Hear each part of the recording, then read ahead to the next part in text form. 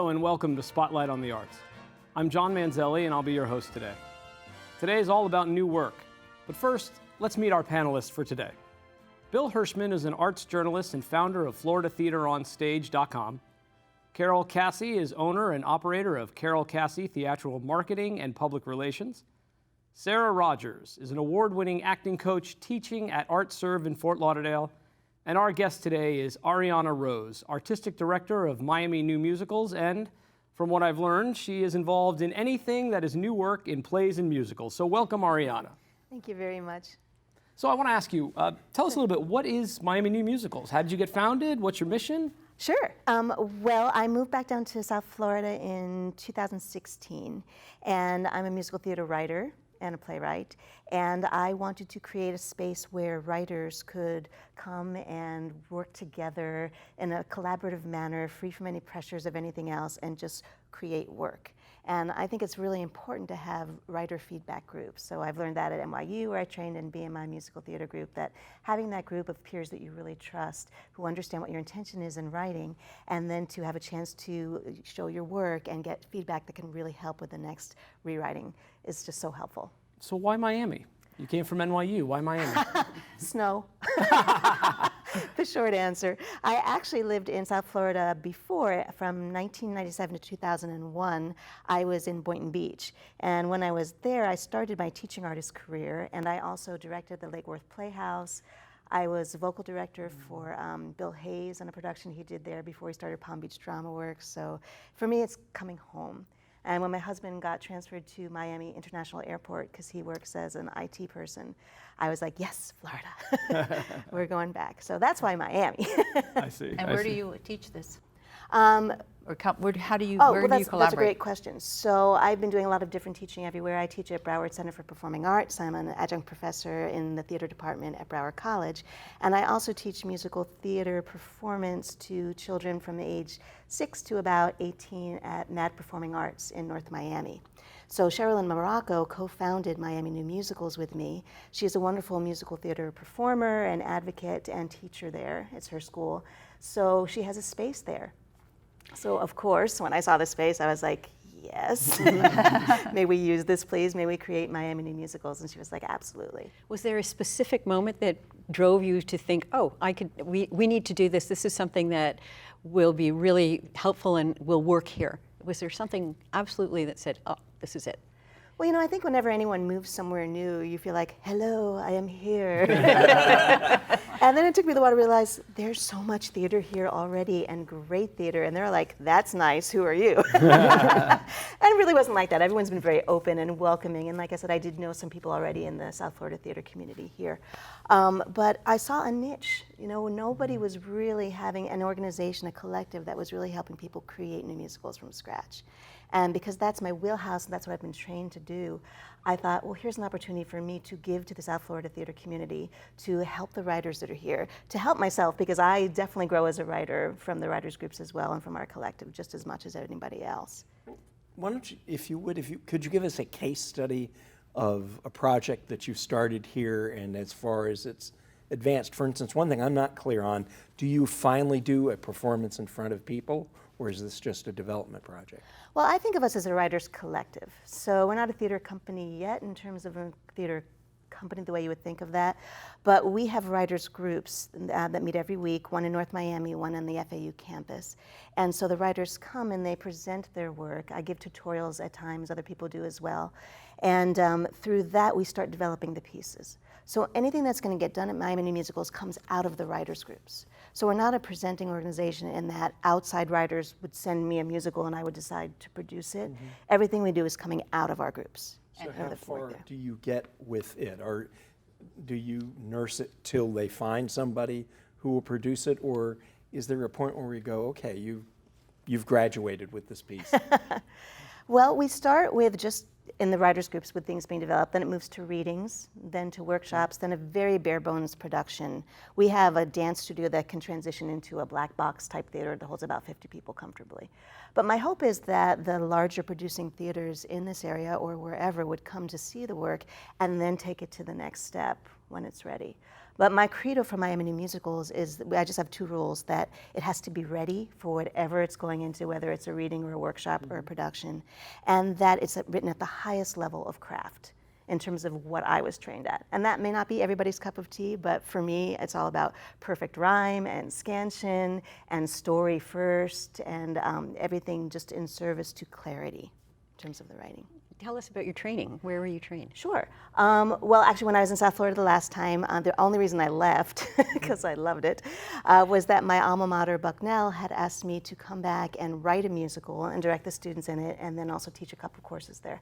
So me being a neophyte writer, I had no idea you could not write a musical in 24 days.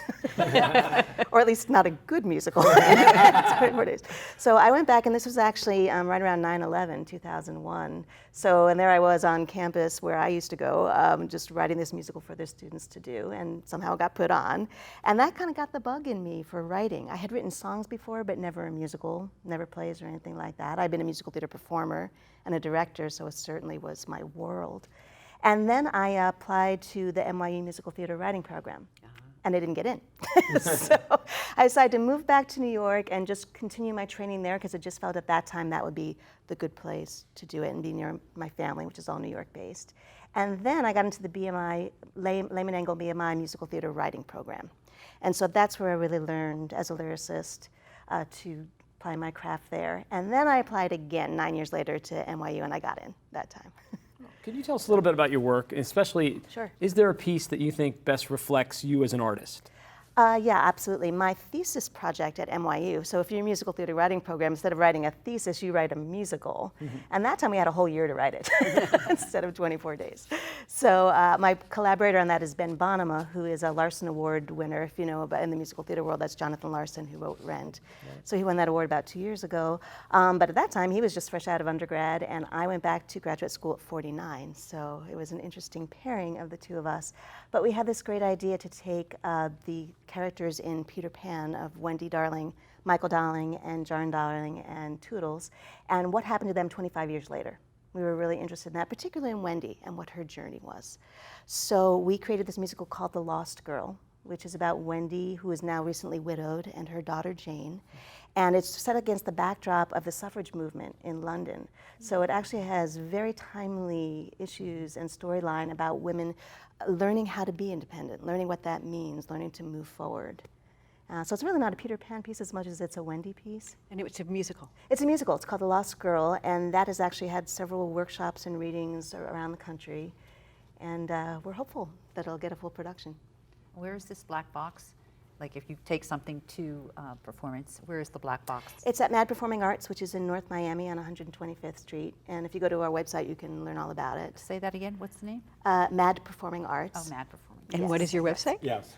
Our website is www.miaminewmusicals.com. And from there, you can also get the link to my personal website if you want to see some of the other stuff that I'm doing. Yeah.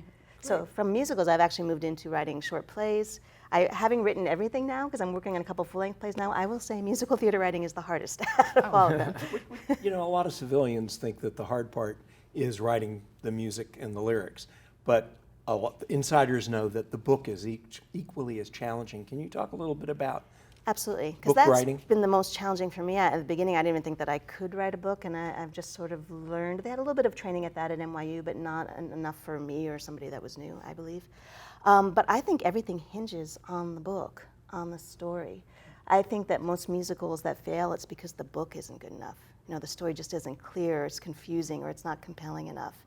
Because you can have great scores, and yet if the book doesn't work, it's just not going to survive. And you can have musicals that maybe don't have the greatest lyrics and music in the world, but the story's really solid, so it takes you through the evening. There are tropes that if you just do straight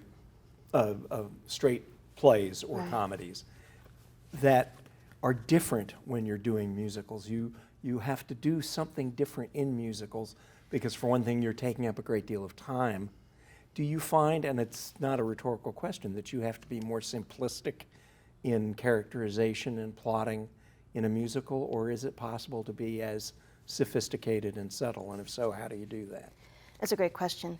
In a play, you have a lot more time to develop the characters and go through the character arc.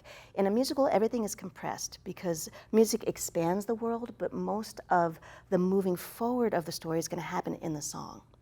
So the dialogue is really generally just a motor to get you to the next moment that's going to be revealed in the song. So there is complexity in it, but generally you'll find that more in the music and the lyrics than you would in the dialogue. But of course, there's always exceptions. And you could look at Gypsy as one of the greatest musicals ever written, and there's a really strong book for that, and a lot of monologues in that as well. So I have this hypothetical. I have this idea for a musical. Sure. And I have maybe written a couple of songs or some lyrics. How do I get in touch with you, and how would I get into your program, or would you accept me, or is there a process? Oh, sure. Well, we're open to anybody that's interested in writing, and my writers groups have playwrights as well as musical theater writers. And what's really exciting for me is seeing the playwrights actually learn how the differences between a play and a musical and start writing that. And musical theater is very collaborative. I'm working on a piece right now that the book is written by Donna Warfield. I'm writing the lyrics, and Aidan Kent Ramsey from New York City is writing the music. So it's truly one of the most collaborative arts that there is. And that way we all have to learn to work together, listen to each other's ideas, and everything is always in service to the story. You know, just how can we best tell the story and best serve these characters? So for you, of course, you could just get in touch with me through miaminewmusicals.com, come to the writers groups, you know, start meeting everybody there, bring something with you, and that's the easy way to do it. You just get in there. And just by being around the other writers, learning what works and what doesn't. For me, I think the biggest thing is not every story could be a good musical. And not every play should be a musical. So there's something indefinable, and I don't even know if I can really express it well, but sometimes I just know if something can open up, if that world can be expanded, if music will help tell the story, and other things not. Have you ever had a piece that you worked on for a long time, really got into, and then just said this is not going to flesh out, it's just not going to finish? Aforesaid original first musical I wrote, really terrible. Every once in a while I'll go back to it and say, maybe there's something I can salvage in here, because you know writers have trunks where we have all those songs. And a lot of times I will pull things from trunks, but I definitely find that each story is so specific as to those characters and what's happening in it that generally it does not work to interpolate songs from other things. Sometimes you can get the music in there, but you're going to have to rewrite the lyric totally. I see. How many people are in your group, like steady? I have about 40 writers on the email list that goes out every week, but I'd say I probably have about 10 to 15 that come pretty regularly to the groups, which is still a lot, fantastic yeah, and amazing. And I really have to give a shout out to Theater Lab at FAU and Matt Stabile too, because he's truly been a mentor of mine since I moved back here. You know, I've been in their overnight theater projects. I've had my plays in their readings for the New Works Festival, and he's just been a really great champion of what I'm doing and what I want to create here. Speaking of what you want to create, let me just pause the conversation for a second. We'd like to take a look at a little video clip of your work, if that's okay. Sure. Great.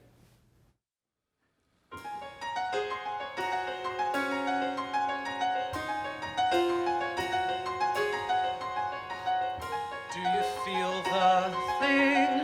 No. Do you hear the tinkling cry? What does it feel like?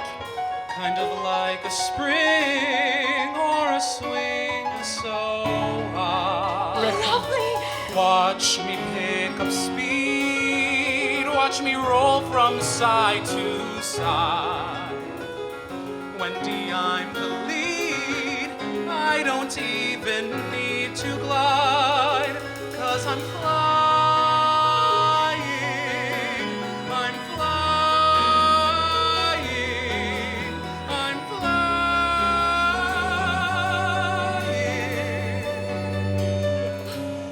What would we do if he were to leave us? Well, we could go back. But how could we ever find our way back without him? Well, then we could go on. I can jump for a mile. I can touch the tops of trees.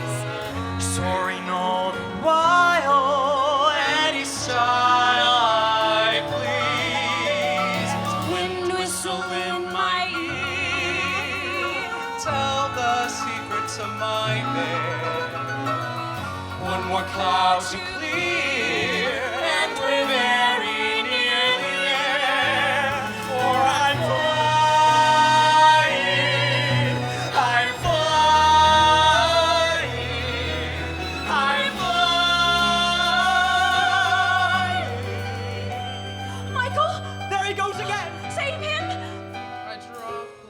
stone about to strike the sea.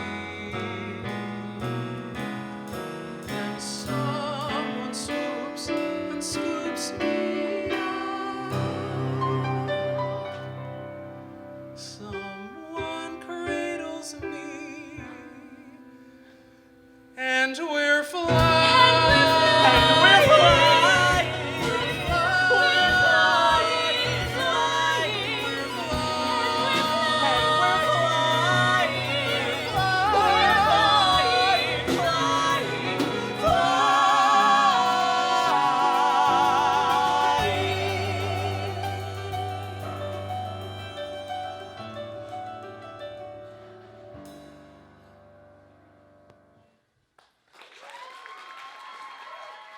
Okay, so I have this urge to fly now. I'm going to guess that's from The Lost Girl. It is. That's Okay. Michael Darling's moment. So each character has something that shows up that triggers memories of Neverland. So for him, it's his bear, the little bear that he carries all the time. So that triggers the memory of flying through the air and somebody catching him, which we find out later is Peter, of course. Where was this being performed? That was at Joe's Pub, which is part of the Public Theater in New York City, and it was a celebratory concert for Collaborative Development Productions, which was one of the organizations that chose our musical for a workshop production. I'm curious, musical theater has gone through, needless to say, many changes. Yes. The traditional musicals of the 50s and 60s, Stephen Sondheim turned them inside out. Then you had people like Larson and others, Adam Giddle, who changed what people's expectations were. Do you have any sense where musical theater is going in the next 10 years or so? Where do you want to take it, and where do you see it going? I think that musical theater can be encompassing of all styles, all stories, on all genres. And I always think to myself, if I was stuck on a desert island for forever, what would I take? And I would take musical theater and Motown. Because between those two things, I think you got just about everything covered. I know so many wonderful writers from being in BMI and NYU and just being in the New York scene and now down here too. So I think it's going to be as varied and wonderful as we think. There's so many ways to tell a story. And I think it just comes back to what is the clearest way to tell this story, what works the best, and Which take it from works there. for you in particular? Is there a genre or a vibe that you go, this really is one that I love exploring, this particular approach? You know, I grew up during the 60s and the 70s, so for me, Cole Porter was one of my heroes and idols. Stephen Sondheim, Kander and Ebb, Flaherty and Flaherty and Ahrens, you know, are just amazing. My heroes. Once on This Island is my favorite musical. Okay. For me, I love musicals that have heart. You know, that just come from this place of really being not necessarily Pollyanna, but very positive, very affirming of humanity and the best of humanity, and wanting to put that forward. But having said that, I've got several musicals in development there. They're all so different. I have one on cell memory that I'm doing the research on now, which is when heart transplant patients start to take on the characteristics of the person that donated the heart. And that to me is just fascinating.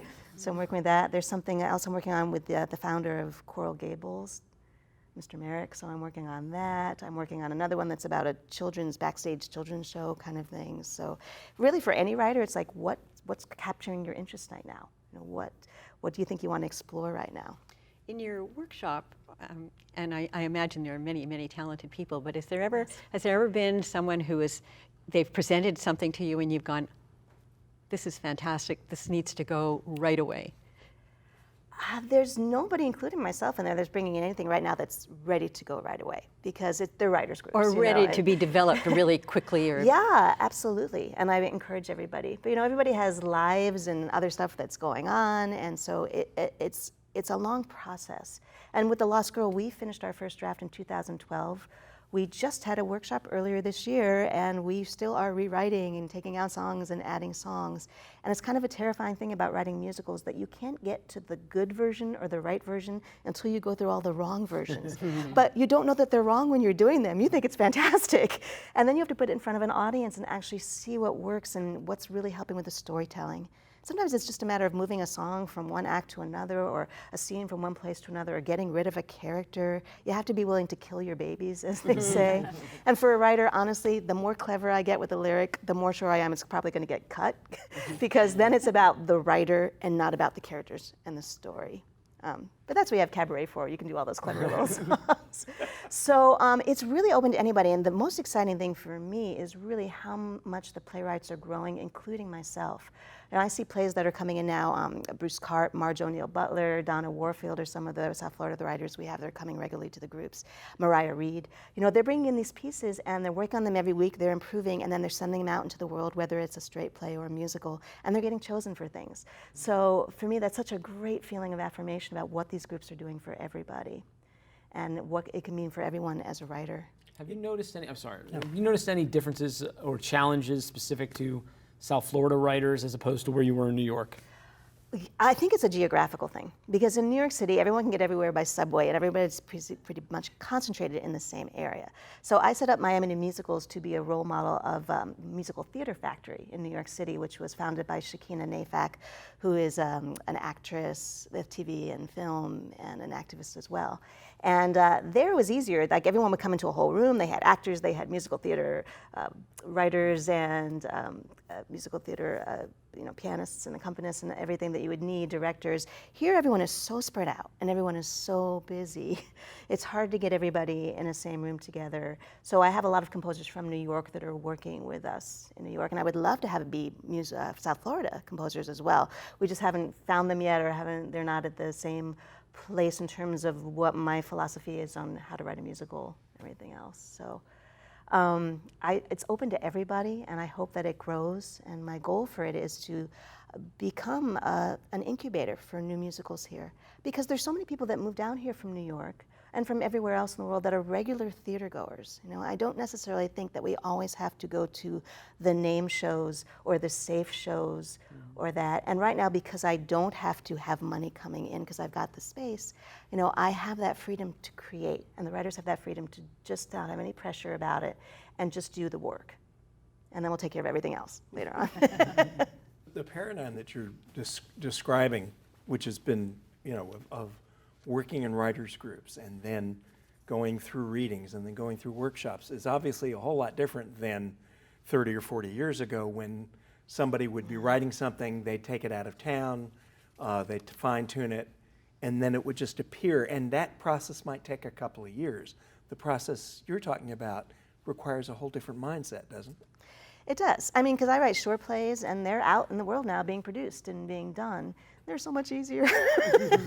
The musicals, they just, if you're going to write a really well-crafted one, I believe, it takes a long time. You just have to accept that this is the process. And you just have to hope that you get those readings and those workshops. So what Miami New Musicals does is offer that space for that to happen. Now, if you had all those people in place, Yes. and you decided to go forward on a piece, how long would that take? I mean, just generally. Like he said, you go out of town and you come back and then you showcase it, or you put it out there, and that's what it is. So how long basically would that take? For a full-length musical, we're talking about 90 minutes or so.